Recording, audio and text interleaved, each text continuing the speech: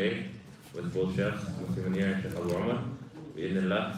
After the Q&A, so the Q&A will end at 6:45. We're going to take questions both on cue cards, and you can also raise your hand and ask your question openly, so other people can also benefit from your question and also the answer.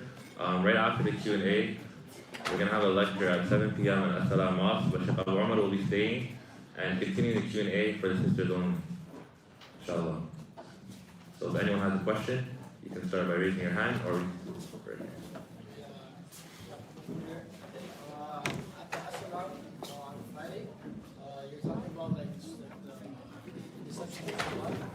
I had a question. You said why is it a problem to have let's say 2 million in your bank or having excessive amount of money in your bank? Why is it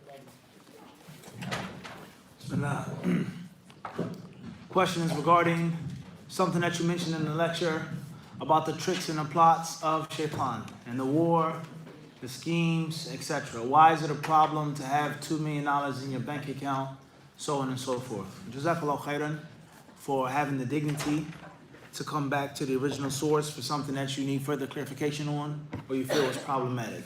Many people, they don't do that. They'll take the statement of someone and go to another speaker, so on and so forth. The answer is very simple, and that is we never said that it's absolutely problematic to save money. We never said that it's unconditionally haram or disliked to have money saved up, even if it's in abundance. We never said that. But what we did say and what we're saying is having an abundance of money without a real Islamically justifiable purpose. Saving for an accident, an emergency, a tragedy, zakat, kada. That's one thing. Versus the idea of many people, if not most people, or for sure many, in which they feel just work, save. And the money just sits there.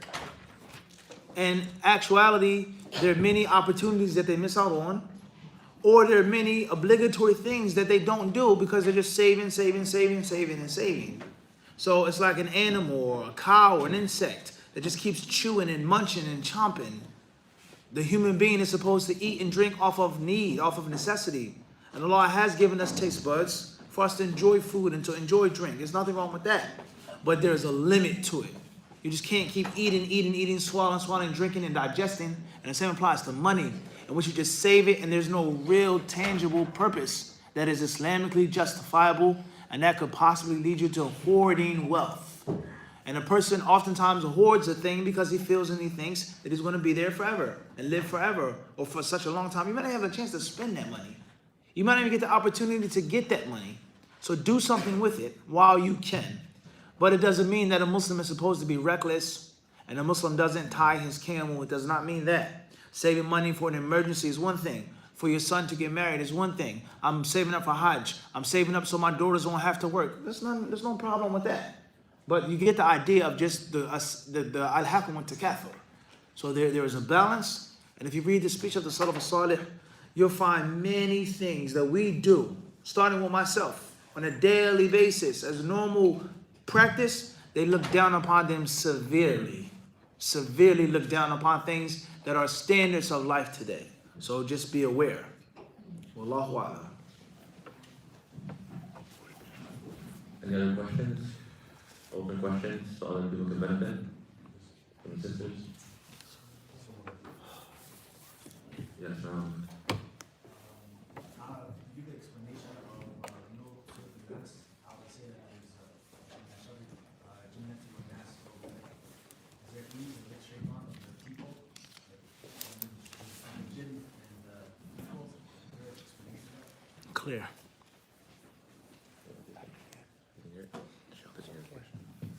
Now you want to repeat that? Clear. You got it. But regarding Surah An-Nas, and Allah Azza wa Jal mentioning min sharri al-waswas al-khannas alladhi yuwaswisu fi sudur an-nasi min al-jinnati wan-nas. All right, with regards to a whisperer, someone who attacks and then cowardly withdraws. Khannas, in and out, sneaky, whispers, then withdraws, pulls out. Alladhi yuwaswisu fi sudur an-nas. He or it which whispers into the chest, the breast of a nas, from jinn and from men. So there's more than one way of understanding it and translating it. One way of understanding it and translating this is that shaitan whispers to men and to jinn. Or is that there is a khannas, there is a whisperer from among the jinn and from among the humans. Everybody clear on this? Inshallah, both interpretations are correct and valid. Shaitan misleads people. He whispers to people. He makes things seem fair to jinn and to humans, etc. That's first and foremost. And secondly, there are shayateen from among men. Yes.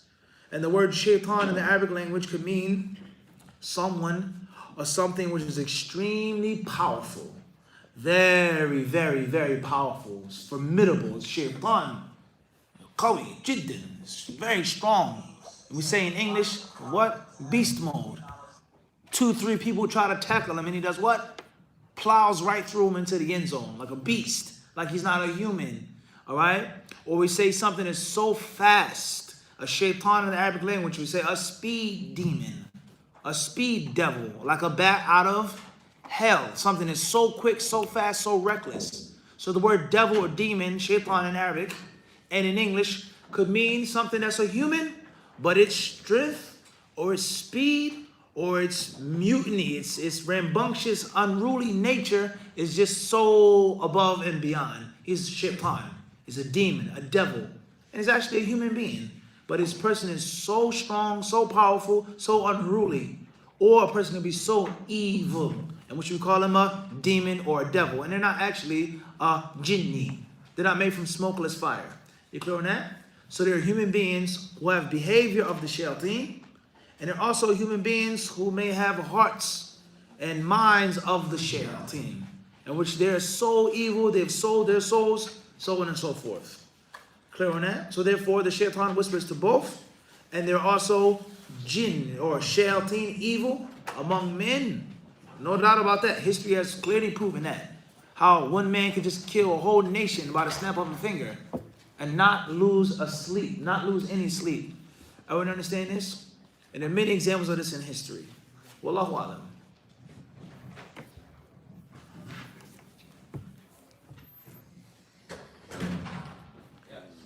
My question is that earlier we covered that hadith with like a chain of narrators like more shorter, it's more prestigious, more authentic, and it's better than most. And my question is that the same when a student upon the completion of the spectrum of Quran, he inherits the chain of his teacher. I'm just wondering if the same concept applies if it's like more prestigious and a student with a longer chain of this Quran.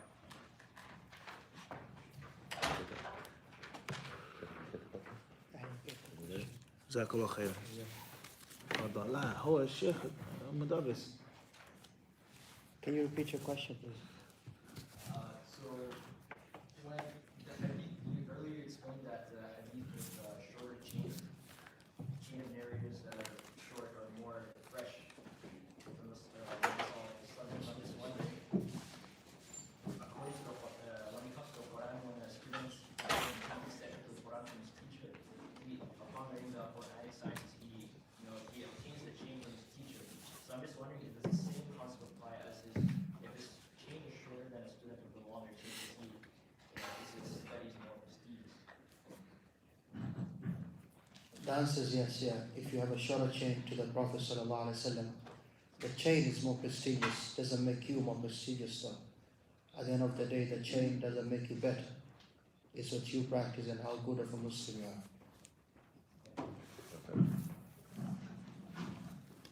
Any questions, Shai?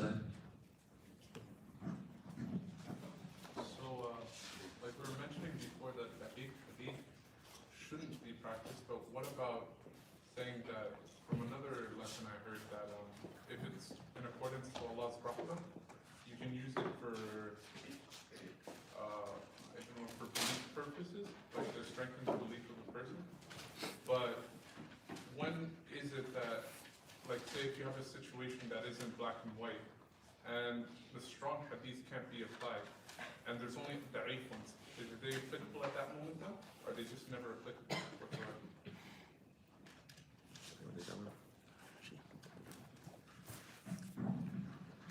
I'll repeat the question for the benefit of the others. The brother is asking if you're in a situation where there's no applicable Sahih Hadith, and the only applicable Hadith is a Da'if one. Can you then apply the weak Hadith? I don't think you'll ever be in that situation. You don't need weak Hadith. There's enough Sahih Hadith for you to get to Jannah and save yourself from the hellfire. That's the goal.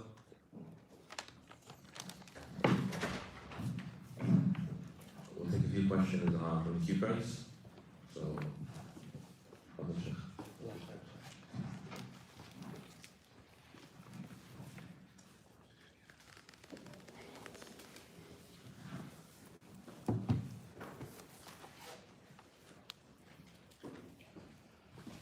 It says, a sister I know had a husband recently pass away. Allah yarham. She's been having nightmares about her husband. Is there any way for her to deal with this? She gives keeping sadaqah on his behalf, but it still occurs.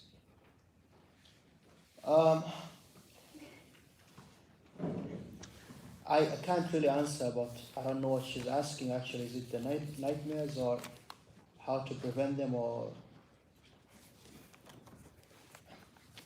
Look, for the last good 2-3 years, I've been studying about dream interpretation. Those are close to me, that's all we talk about now.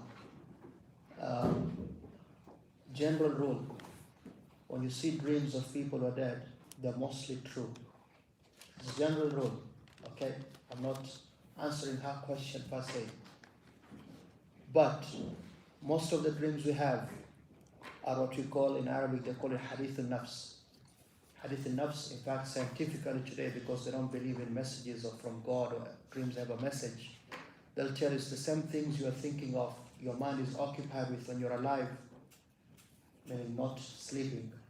Then your mind still thinks of the same thing while sleeping, which comes into dreams. Islamically, those dreams have no meanings. It's just a good example for young people like you. You're about to get married. What you do, all you do is think of her, right? All you do is think of him.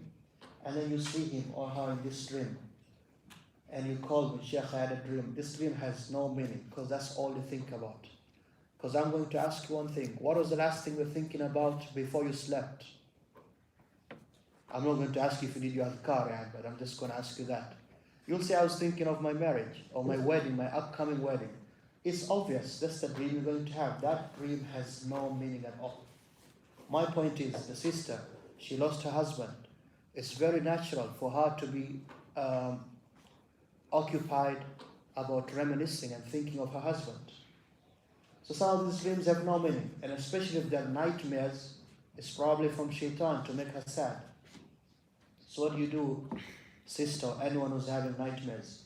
There's a dua which the Prophet ﷺ, he taught Khalid bin Walid. Khalid bin Walid, the great warrior, the one who human beings used to run away from him. When he used to sleep, he would complain of nightmares a lot. So the Prophet ﷺ taught him a dua which you make to prevent nightmares. Generally, you have to do your adhkar. Your morning adhkar, your evening adhkar, your adhkar before sleeping. And the most important one is Ayatul Kursi. You have to read Ayatul Kursi before you sleep. Okay? That's a protection from the shaitan. When Allah protects you, nightmares come from the shaitan, you solve that problem, inshallah. Or you read the dua which Khalid was taught by the Prophet ﷺ. That is what I can think of. You know, that is what I can think of. I wouldn't take it seriously, to be honest. It's not like it's a dream which has a message. When we lose someone, it's a traumatic experience. You're bound to be thinking of them. Okay, they'll come in a dream. Most of the time that dream doesn't have a message. It's just shaitan trying to bother you. Soon we're going to have a dream interpretation app.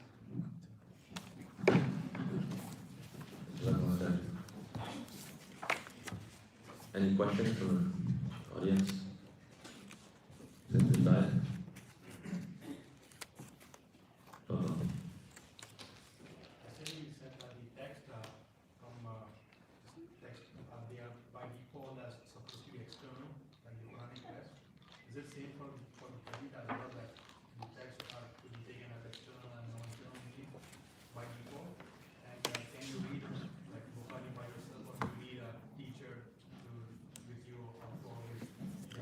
Clear. Jazakallah khairan. With regards to the default rule is that you take the external meaning or the apparent meaning of the text of the Quran. Does the same rule apply to hadith? Yes. And that's because it's the same language. And the rule is with the actual language, the lugha. The language of the Quran, the language of the Prophet ﷺ was al-lugha al-arabiyyah al-fusha. So the ruling is the same. That's number one. Are there exceptions to that rule, different interpretations? We mentioned that to you yesterday. The default doesn't mean that it always is there, but that means that's the starting point. And to take it away from that starting point, you have to have first and foremost a need.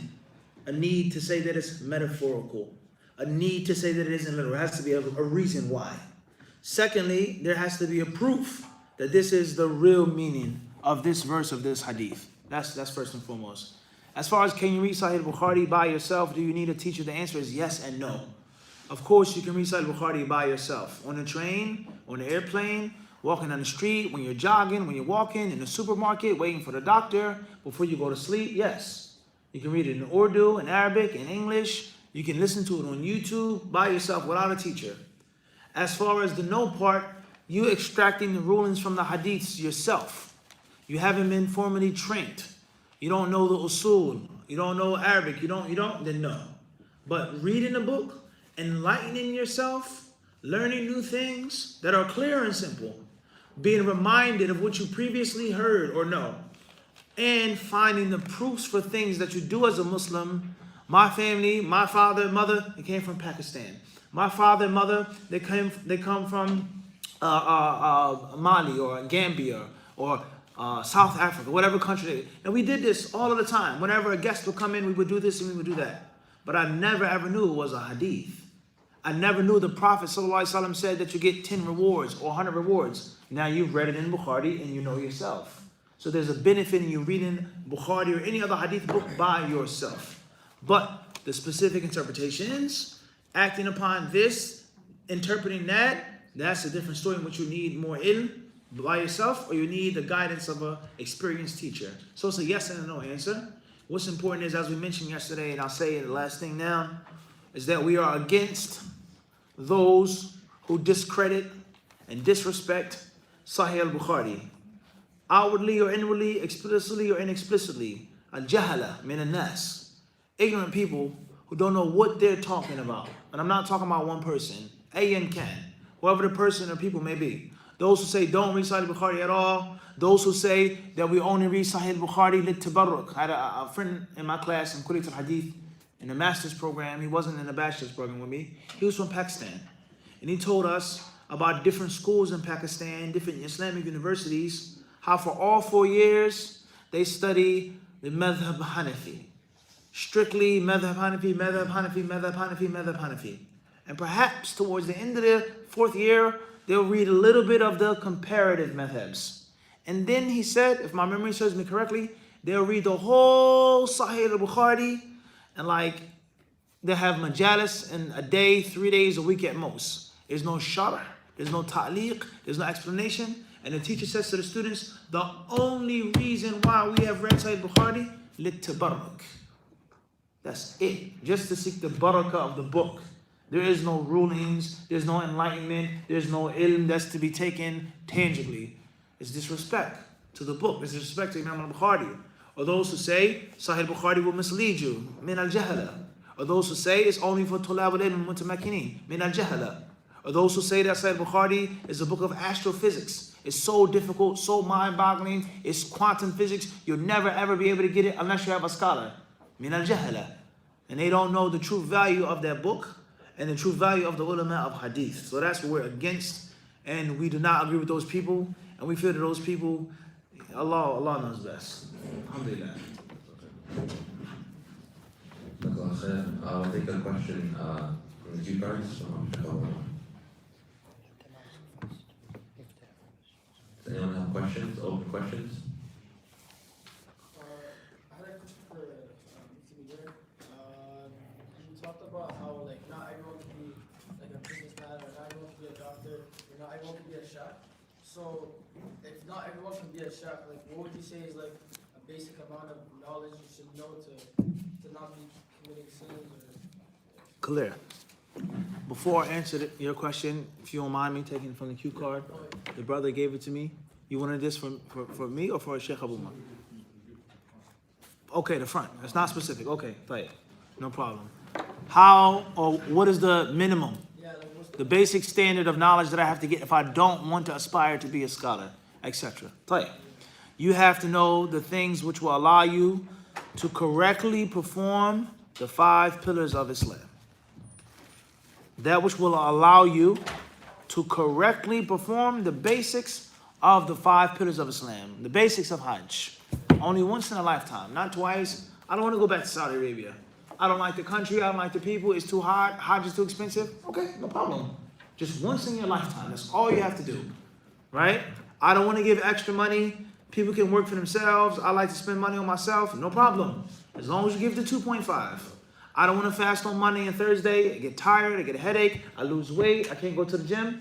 La bas. As long as you know the month of Ramadan. I don't want to study this book of Aqidah and this extra book of Aqidah. La bas. As long as you understand the Shahadatain, Arkan al-Iman, etc., etc., etc. If you want to get married, you have to know the basics of getting married. The rights that are upon you and the rights that are upon her for you. If you have a business, you have to know the basics of buying and selling, etc. Anything other than that is a virtue. You don't have to go after it. You should go after it, but you don't have to. There's nothing wrong with that. And I would prefer a person to know their limits and stay in their lane instead of a person exceeding the boundaries, switching different lanes without using the turn signal and crashing into others. That's a problem. So if you know yourself, you say, listen, I'm not that type of person.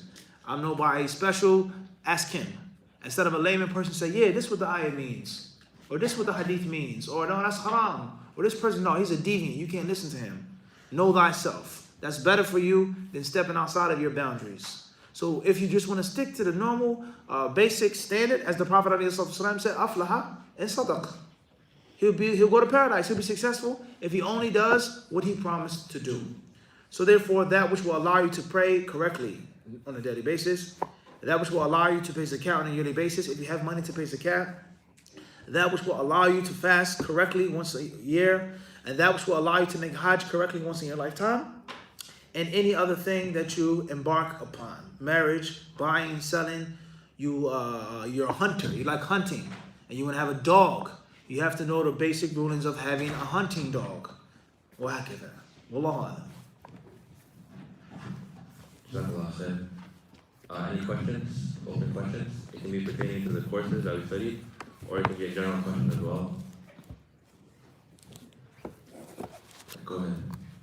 So I was just wondering, like right now, with the way society is and whatnot, how people like listen to lectures and whatnot through YouTube and social media, and then we do not know which lecture is correct, which one's not correct, and we don't have the knowledge to pick between them. So how would you advise us to choose how we should pick who to listen to and who to avoid?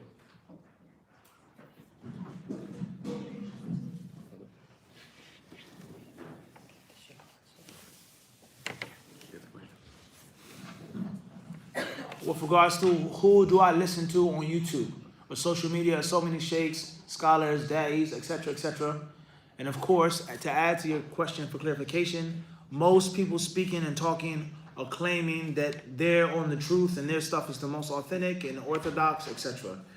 To summarize the answer, I'll give you the following points. Number one is sincerity. You have to be sincere. Do you really want the truth? Do you want to be entertained? You want to be educated? Or you want a mixture of both? Keep it real. Be honest with yourself. You may watch a video and you say, listen, I know Brother Fulan isn't the most knowledgeable, but I also like the way he jokes, and I like the stories that he tells, and it makes me feel good.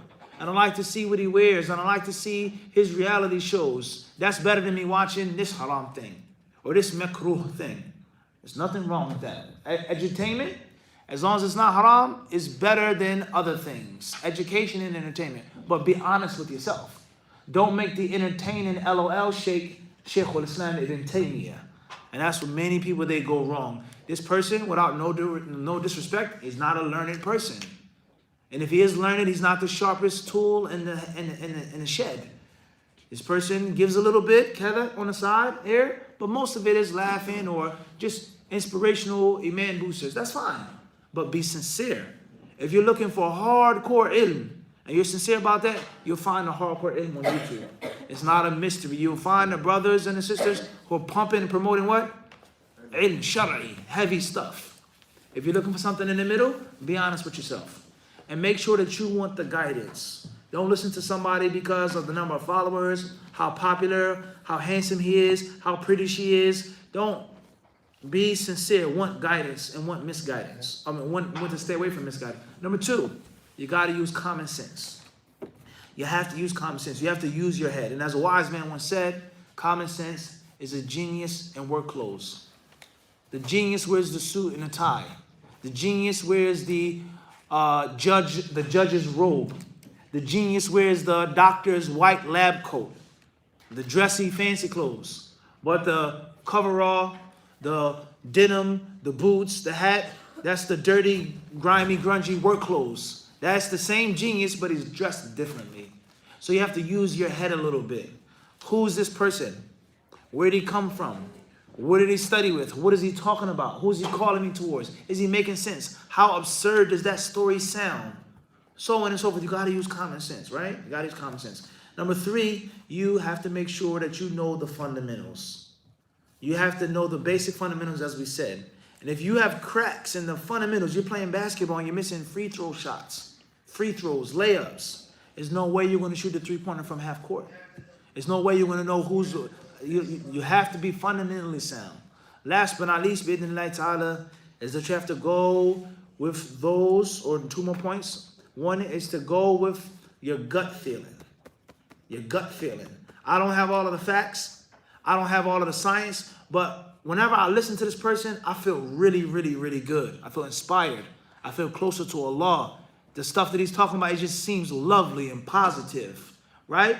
And then you ask those whom you trust. Someone whom you respect. Even if they're not a scholar, but they have more knowledge than you. What do you think about this guy?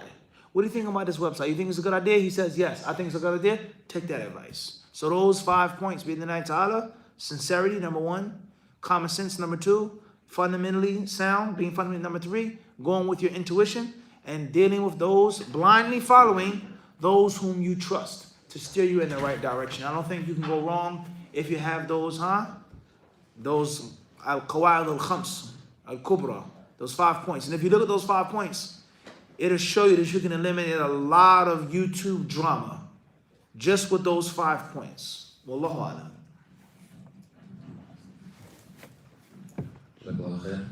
Any other questions?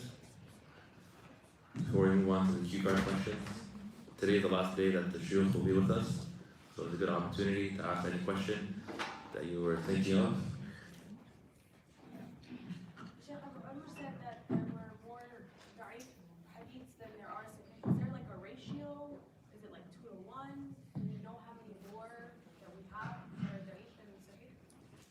From what I remember, it's around maybe at least 3 times more weak hadith than there are authentic hadith.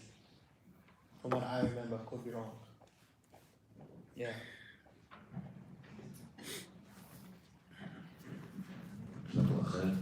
Any questions from the other side? Okay, inshallah, we'll move on to the questions from the cue cards.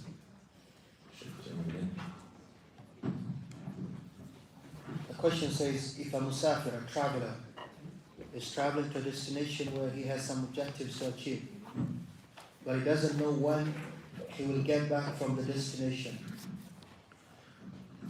but he will be there for more than 15 days for sure, does he pray his full prayers or he shortens his prayer? As long as he's a traveler, he shortens his prayer.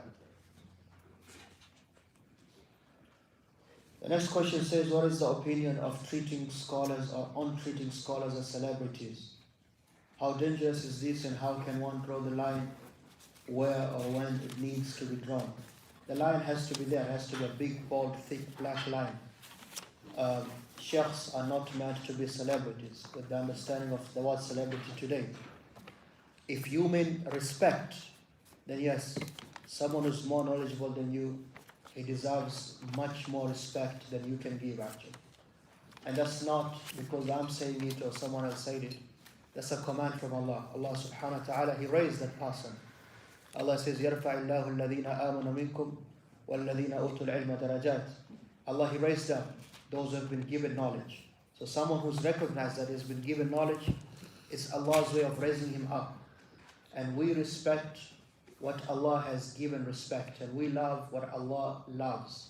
And we hate what Allah hates. That's a basic, in fact, the strongest handle of Islam is that. To love for the sake of Allah and to hate for the sake of Allah. Meaning you love those whom Allah loves, you raise them up, those who Allah raised up, and you hate those Allah who He hates. So respect has to be there. Respect has to be there. As for celebrity status, I don't know what that means. Means what? You have to come get my selfie with me after you finish this lecture? What does that mean? I don't know. But there are people who overdo it, obviously, which is true. But there has to be respect. I think that's the best way to put it. I don't know what else means to be a celebrity. If you want to give your money to the sheikh, that's fine.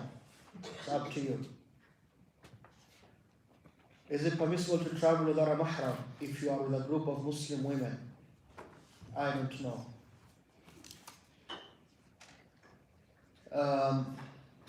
We'll answer the easier ones. Sorry. Should I keep going or should I pass the mic? Sheikh, بعد إذنك. لا. Okay. Keep going, Sheikh. Does the hadith difference of opinion in my ummah is a mercy refer to major issues of the religion but not minor issues? Or is it a weak hadith altogether in any case? If it is weak in any case, why do different madhahib exist? And why is disagreement or differing in opinion said to be essential to the growth of a person, meaning avoiding groupthink and yes-mans? Okay, that's a lot of questions. But we gave that as an example of a weak hadith which has to be discarded. We said weak hadith are not to be considered. That's the whole point. You have enough in the Sahih hadith. That's what we have to realize. In the Sahih hadith, you have enough for knowledge, for practical use. Meaning, like I said, the goal is to get to Jannah and to be saved from the hellfire. In the Sahih hadith, you have enough of that. You don't need anything else. You don't need the weak hadith. That's the point. And this hadith being weak, you don't need it. And it being weak, we say that what? It could be good words, but you cannot ascribe them to the Prophet sallallahu alaihi wasallam. Thirdly, we said what? It goes against a basic, one of the most essential concepts of Islam, which is unity. Allah wants us to unite. Allah doesn't want us to disagree and differ. Okay? That is bound to happen because we're humans, we have desires. But that cannot be the goal of the Sharia. That's never the goal of the Sharia. The goal of Islam is to unite us. Okay? So differing cannot be a mercy. It's not something which is what is the word? It's not something which is encouraged or liked. Now, why do the madhahib exist? They exist because of differing. But they didn't do it because it's good. So you have to understand that. They did not differ. Abu Hanifa, Malik, Shafi, Ahmad, Al-Thawri, Bukhari, Ibn Jarir al-Tabari, all those guys, they had their madhabs. Dawood, they had their madhabs. They didn't do it intentionally. You know what? Let me say that touching my wife skin to skin by hand, it breaks my wudu. Because Abu Hanifa or Malik said it doesn't break. You know why I want to differ with him? Because it's a mercy. No, none of them thought like that. They came to differing opinions based on several factors. We discussed this before here in Aarau a few years ago. Number one, different intellectual levels. Me and you, we can read the same thing and understand differently, right or wrong? Because our minds are different. They differ because of that. They differ, number two, because one of them, the text, the hadith reached him. The other one, the hadith never reached him. So obviously they're going to have different opinions.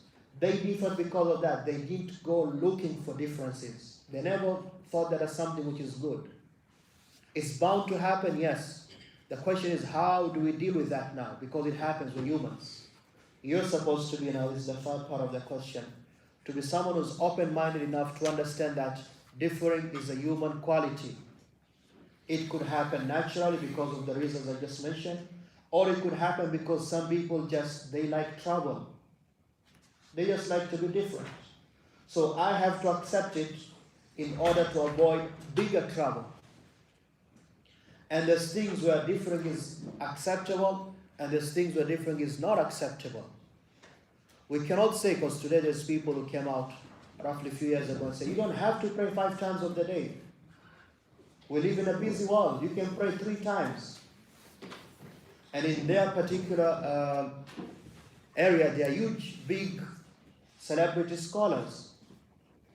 So do we say, you know what, yes, differing is a rahmah, it's a mercy, so it's a good thing? No. There's no differing in that. That is something clear cut in Islam. You have to pray 5 times of the day. You understand? There's issues where the differing is plausible because of the understanding of the text itself. These are subsidiary issues which some of them happened during the Sahaba time, when the companions, the best Muslims, they lived. And they accepted it because there was no way around it. One of them is the issue of the moon sighting. We live in Medina. They lived in Syria, in Damascus. They saw the moon one day before us, one day after us. There was no way in their time to convey that message at the same instant, at the same day. So obviously they fasted during different days. They're going to finish their fasting during different days. When these people got the news that those people are different with them, they didn't say, no, why? They're splitting the Muslim Ummah. No. It's acceptable. Why? Because of the time we live in. How would they convey that message? There's no way. Do you understand? There's different, which is, it's not okay. You have to live with it. You have to deal with it. You understand? You have to deal with it. And there's different which it cannot be entertained even though someone says it or a group says it. This is very important because difference of opinion is one of the biggest tricks of shaitan which he uses today on Muslims. We find corners and we cut corners and we find concessions in things which our desires want because there's difference of opinion. You know what? There's difference of opinion in the Hanafi madhab predominantly. The wali doesn't have to know that I'm getting married to her daughter. So I take me and her because we like each other. As a man, I don't even have to tell my parents anyway. I go to the sheikh who's purely Hanafi and he encourages that. But he won't do it for his daughter, by the way. He would kill you if you came with his daughter. But he'll do it for someone else's daughter. Say, you don't need wali. I'm going to do the nikah. And this same guy says, you know what? In the Maliki madhab, there is an opinion somewhere where music is allowed. So we're going to party for my wedding. Right? And there is an odd opinion in the Shafi'i madhab. You don't really have to give mahr. You can give the slightest thing. And all of a sudden he's married and he's happy. Because there's difference of opinion. Which is crazy for you, any Muslim who actually has a heart which is still on the fitra. You're cringing right now. You're like, man, that sounds bad. But that's how we are. So do not be one of those people who are hiding between or behind difference of opinion lines. If you're knowledgeable, you're into fiqh, you know the usul, and you choose a different opinion, that's respectable. Like we said, we have to live with that. But if you're not, you should ask the person you trust. I trust the sheikh, I ask him. Once he tells you, you follow that. That's how it's supposed to be. That took long. We have time for, then let the sheikh answer because he has to go. So we have time for 2 more questions. Either come from any of you guys or it can be from the keepers. So does anyone have any questions? 2 more questions. We have the end session.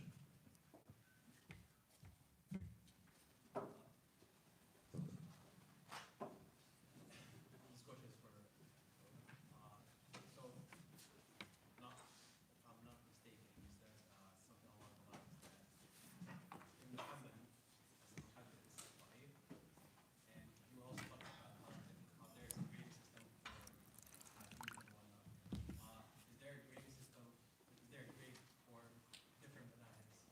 And is there a consensus on that grade? What was the first part you said? You said in Muhammad, I said,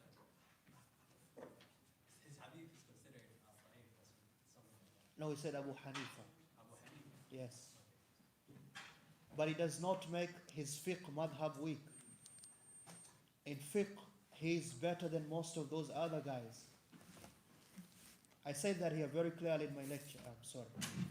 We said in hadith, Abu Hanifa is considered to be weak in narrating hadith.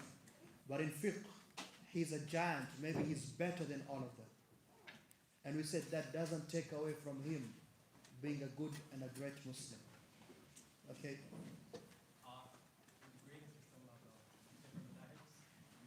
The grading system of different madhab, what does that mean?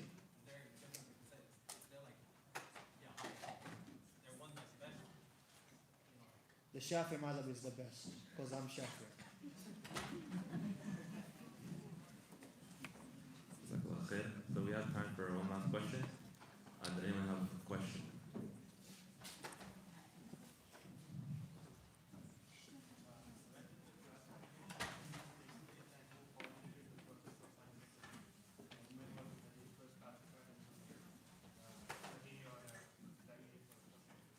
Do you mind repeating it one last time a bit louder? This is your question here? You wrote it? Okay. You guys should ask the chef, because he's about to leave. And he's not coming back until next January probably. So ask him before he goes. Huh? Read the cards. Okay. Was the answer or not? Okay. How can I attain the characteristics of a shaheed? So inshallah, I'm giving that reward. In tasduqillaha yasduq. Be truthful with Allah, Allah will be truthful with you. If that's what you want, ask Allah for it. And when the opportunity comes, make sure you take that opportunity. Wallahu alam. What are 5 books that a student of ilm who know Arabic should start on? It depends on how good your Arabic is. But in general, if you know Arabic, you can read it. You're not a master of it, but you know it.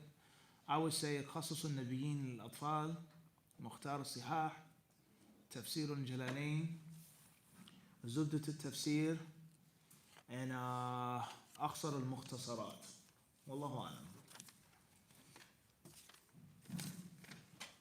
Is an aggressive delivery labeling misguided people, insulting them, their way of thinking? They've left the conversation and uploading these scenarios as videos on social media for others to witness, ever justified in the name of giving dawah or proving a correct point? Or do Muslims, figures like this, do more harm than good? These are based off of intentions. Okay, are you out for yourself or are you out for the truth? Deeds are based off of the niyyah. Who you fighting for? You trying to prove the truth for Allah, or to show that you're right and to rally more people against the people that you're against? Be honest with yourself. Be truthful. Keep it real. Don't lie to yourself. Wallahu alam. How does a person reconcile the feeling of my acts not being accepted due to my sinning? I.e., I sinned today, therefore my Quran recitation will not be accepted. That's from shaitan.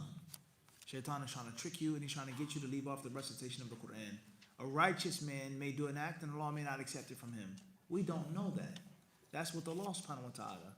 Allah and His Messenger have both taught us the correct way of performing the action.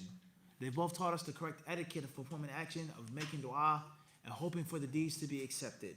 But no one knows. Righteous people. وَقُلُوبُهُمْ وَجِلَةٌ. No one knows that. But the shaitan is trying to get you to stop reading the Quran. So beware of anxiety, waswasa. Beware of the shaitan trying to trick you and put you into a snare. Keep reading the Quran. Try your best to leave off those sins. Make tawbah. And a sinful Muslim who makes tawbah and does righteous deeds is upon good, inshaAllah ta'ala. Don't let the shaitan fool you. How can one overcome family trauma and not repeat negative inherited behavior? First and foremost is that you have to accept it. You have to come to bear with it, come to peace with it. Talk about it. Therapy, whether it's professional therapy, whether you talk with your family, with your friends, you gotta get it off of your chest. It happened. It's real. We are victims of this disease or of this illness or this abuse. You have to talk about it, get it off of your chest. And then bi'idhnillahi ta'ala, look at the reasons how it took place. And try your best to weed out those reasons. Try your best to get rid of those reasons, inshallah ta'ala. And make for yourself a vendetta. As we mentioned, it was a famous celebrity, a very, very famous celebrity. I won't mention his name. He had daughters, and he was noted to be very kind to his daughters. A good father, a real good father. And they asked him in an interview on a radio station, they said, well, how are you so good to your daughters? You go above and beyond to your children. And he says that when I was younger, I was adopted. My mother was on drugs, my father was such and such, I was adopted. And my stepmother treated me like hell. My stepfather abused me and did this to me. So I went through so much pain and so much abuse. I vowed, I made a vendetta against him that I would break that cycle and my daughters wouldn't have to suffer how I suffered. So that's how you change the cycle, bi'idhnillahi ta'ala. Wallahu alam. Assalamu alaikum. Is eating excessively cause disease in iman? Decrease. Can eating excessively cause decrease in iman? It depends. In most cases, when people eat excessively, they want to sleep more. They want to talk more. They want to laugh more. They want to joke more. They want to drink more. In most cases, when people eat excessively, they get certain sicknesses or lethargy. And lethargy leads to you leaving off good deeds. Sleeping more can lead to you leaving off good deeds. So if that's the case, then yes. But we have to define on what's eating excessively. Is there an authentic prophetic hadith that mandates how much you should eat? Is there an authentic prophetic hadith that caps how much you can eat? Is there an authentic prophetic hadith? I said authentic. Is there an authentic prophetic hadith that prohibits eating until you're full and enjoying Allah's good foods in the tayyibat? Do we have authentic hadiths? In Bukhari and Muslim, there are several hadiths in which the Prophet ﷺ allowed the companions to eat, to drink, eat again, drink again. That's first and foremost. Secondly is, everyone is different. People's bellies, people's appetites, people's digestive systems, people's metabolism, it varies from person to person. Everyone is not on the same level. So what you consider to be excessive to me is I'm just getting started, or I'm just warming up, or I work all night, or I drive, I have to do this. I need what? I need energy to burn, combustible in my system. So it depends, guys. It depends. What's important is, what does the food do? The food give you energy to worship Allah, to provide for your family, or does the food make you want to sleep and laugh and joke and party and have fun? That's what I would say you have to look at. Please go back to a book that we translated some years ago called Wastefulness and Extravagance of Sheikh bin Baz, rahimahullah. And in the end of the book, he has some questions that he answered about the ruling on eating to one's fill. Is that permissible or not? And there are many misconceptions about food. Many people think it's haram to eat until you're full. They feel it's haram to eat and enjoy the food. The authentic prophetic hadiths oftentimes show the exact opposite of that whole notion, that you can't eat until you're full, or you can't enjoy the food, or you have to have low quality food. The Sahihain and other authentic hadith prove the opposite of that. Wallahu alam. Tight. One more question. Says here, Assalamu alaikum. I'm a sister who works as a waitress, supposed to be in a halal store, with a practicing owner. They let me pray on time and let me wear my full hijab, jilbab. Is it permissible for me to work? Is it haram? Wa alaikum assalam wa rahmatullahi wa barakatuh. If there's a sister who needs to work and to take care of herself or her family or her children, or maybe provide for her husband, depending on the situation, and there's nothing which is directly haram, clearly haram for her to do in that store, inshallah, hopefully there's nothing wrong with that. The idea of free mixing, what is free mixing, what isn't free mixing, the details with regards to that. Just because you work in a place doesn't mean you have to be always mixed with the men or improperly covered, etc. So hopefully there's nothing wrong with that, inshallah ta'ala, and Allah surely knows best. So that ends the Q&A for both the brothers and sisters, but we'll